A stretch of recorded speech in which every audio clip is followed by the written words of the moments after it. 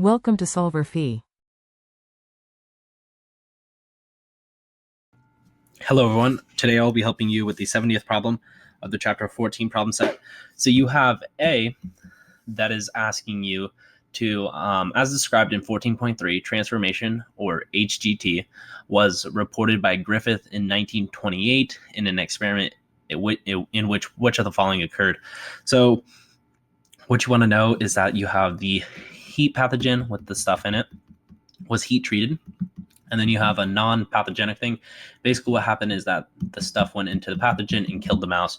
So if you look at all of them, one says heat-treated pathogenic bacteria recovered their pathogenicity when incubated with non-pathogenic bacteria. Then you have two, plasmids were transferred to non-pathogenic bacteria, which is false, so two's not it. You have three, non-pathogenic bacteria acquired pathogenicity when incubated in a broth containing heat-treated pathogenic bacteria. Then you have four, so no, it's not two or four. And then what happened is that it is three, because one says that the pathogenic bacteria recovered their pathogenicity, which is false. So then you have B, which is asking you Griffith's.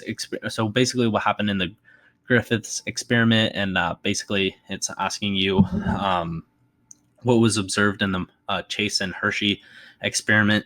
So then you know that the bacteriophage culture, as in 4, grown in a nutrient-containing medium and radioactive, labeled using sulfur isotope, did not transfer to the bacteria incubated in an unlabeled nutrient containing. So that is true. So it is 4.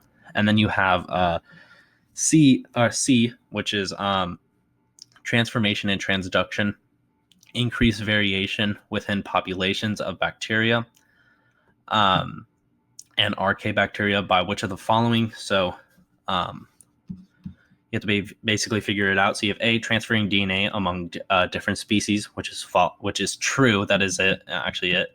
And then you have B that says transferring free DNA across the cell membrane, which is false. You have C that says transferring DNA between different strains of the same species, false.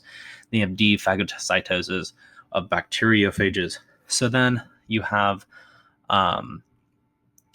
D that says identify a factor that might affect transformation, or HGT, then design a plan to evaluate the dependence of how it'll happen. So for me, I would do pH, and then I would see if the denaturing of the protein made it so that the information cannot transfer to a non-pathogenic. So it's very similar to this experiment, except this one would be treated with a very low pH, and then it would be mixed with a non-pathogenic one and see if the DNA or that the pathogens transferred to the non-pathogenic one. So I hope you found this helpful, and I hope you have a great